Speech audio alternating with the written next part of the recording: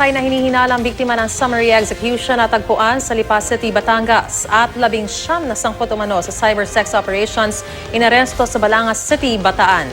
Yan at iba pang maiinit na balitang probinsya hatid ni Susan Enriquez.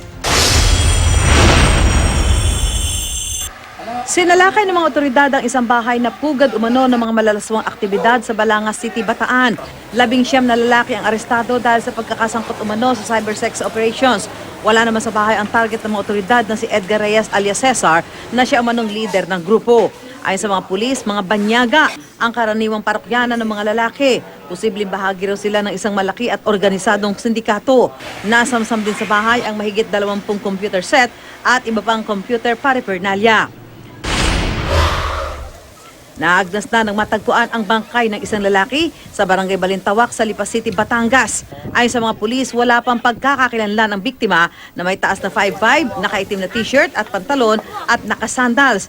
Hinala ng otoridad, ilang araw nang nasa lugar ang bangkay at posibleng biktima raw ito ng summary execution. Isa sa ilalim sa otopsiya ang bangkay habang patuloy ang investigasyon sa insidente. Arestado naman ang 2 lalaki kabilang ang isang menor de edad na sangkot umano sa pagnanakaw at pagbebenta ng internet modem ng isang telecommunication company sa Cabanatuan City, Nueva Ecija. Nasa kote ang 2 sa sinagawang entrapment operation.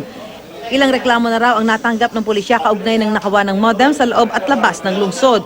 Nabawi mula sa mga suspect ang 5 modem at 500 pisong marked money. Bagamat tumangging humarap sa kamera, itinanggi ng 2 ang paratang sa kanila.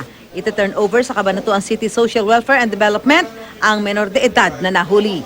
Susan Enriquez, GMA News.